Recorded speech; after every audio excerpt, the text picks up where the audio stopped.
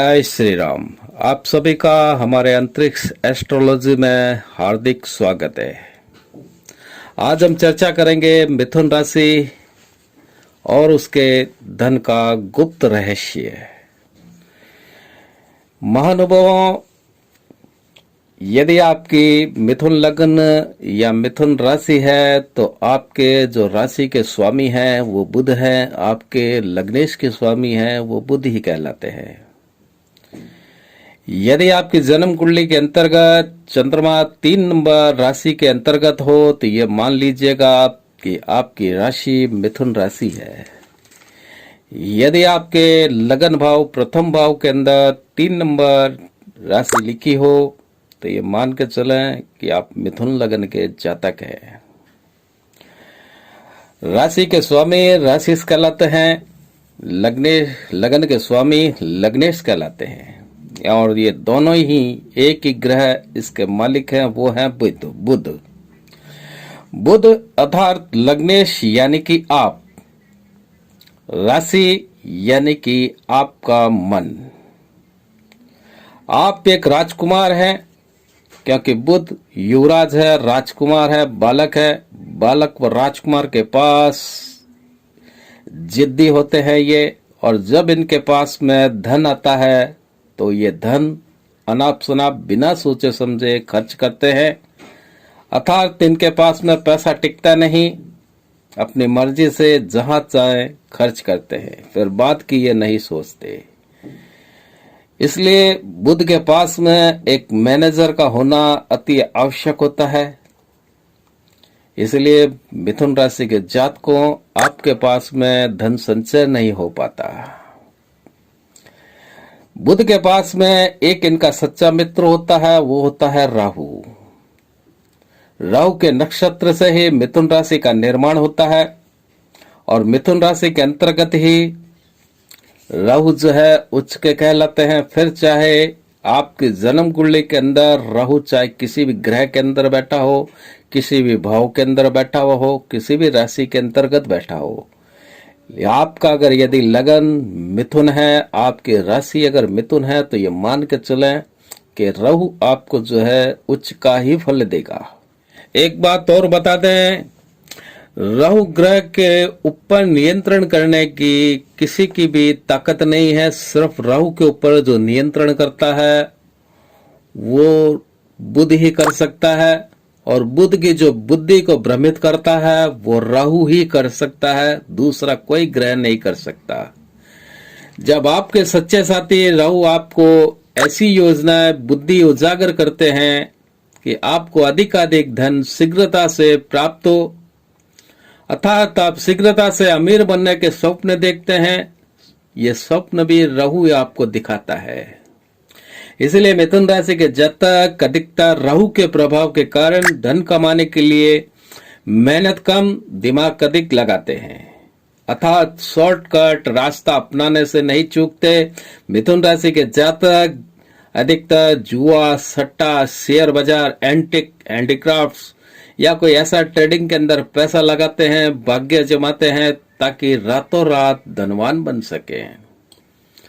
लेकिन ये लालच के अंदर भी आ जाते हैं और सारा धन एक साथ में जीरो बैलेंस।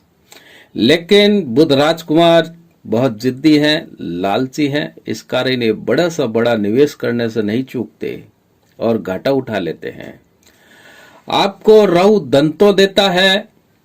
आपकी चंद्र कुंडली में जिस भाव में राहु स्थित होता है या राहु के जहां पर जिस भाव के ऊपर दृष्टि होती है, उस भाव के कारक तत्वों के अंदर वृद्धि करके उसी भाव से संबंधित धन की उगाई करवाते हैं।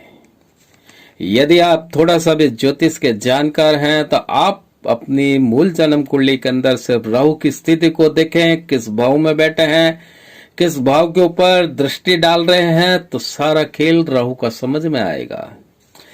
अब दूसरी दिक्कत यह है मिथुन राशि के महानुभावों के साथ में कि इनके पास में धन संचय ही नहीं होता। चाहे इनके पास में लाखों रुपए महीना का आए, चाहे करोड़ों का आए, लेकिन धन संचय ये बिल्कुल नहीं कर पाते।